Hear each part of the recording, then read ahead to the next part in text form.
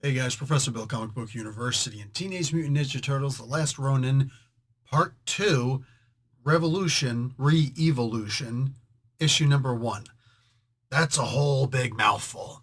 We could simplify it a whole lot more just by saying, this is very interesting. Let's talk about who made this comic book.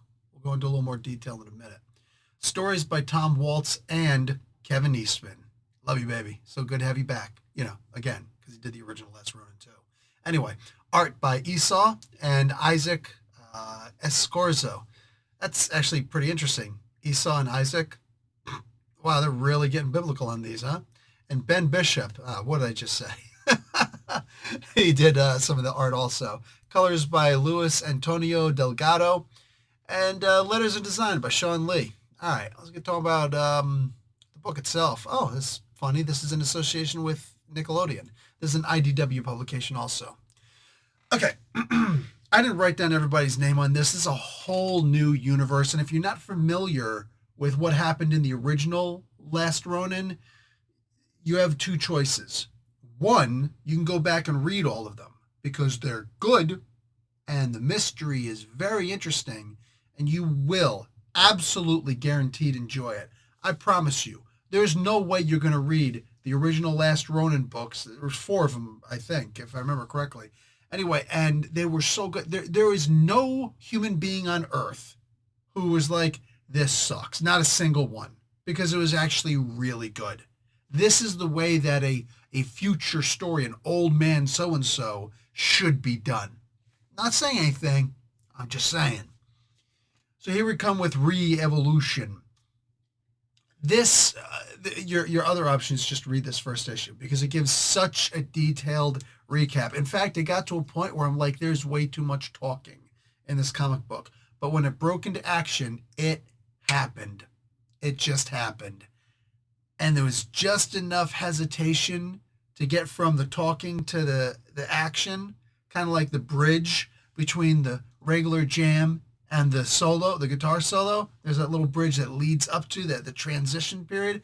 That transition took a page, if that. You already knew it was going to happen, but it made it good for the story, how long it took for us to get to that action. And once the action started, holy crap, looks really good. Might be that at least one of these guys has a superpower too. They mostly talk about Uno, the lead turtle, definitely the leader of the turtles. This is the Leonardo of the turtles, has the swords and everything. Odine is the guy who's most like, what's his name? Casey Jones, believe it or not. He's got a hockey stick back there. He's really huge though. He seems fat. He might just be muscular, but I think he's mostly fat. There's the other 2 turtles also. We don't have a whole lot with them. They're also psychic. They have a little bit of ESP, like telepathy. They can get together and have telepathy with each other. And I don't know if they need to remember the past every single night in order for them to use their telepathy, but it seems like they do, which would be a very interesting part of this. If they're away from each other for too long, they lose their telepathy. It seems like they only have it with each other. I actually kind of dig that. It's almost like they're all Psylocke in a way, right? Keeping the X-Men united in their minds.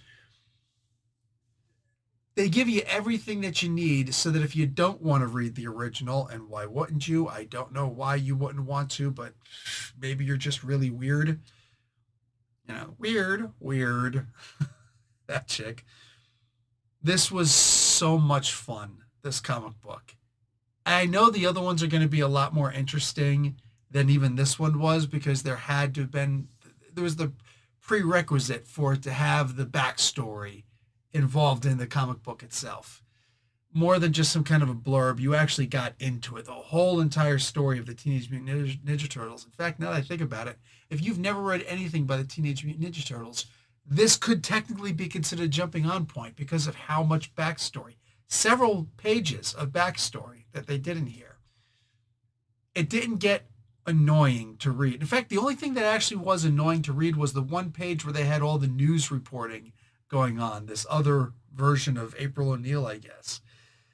There's a lot going on. There's a lot of characters in here. Obviously, the Turtles and the descendant of Casey Jones are the most important people there. But that being said, there really are a whole lot of characters in this, a whole lot of other factions and things going on that just make it really interesting, that there's stuff happening.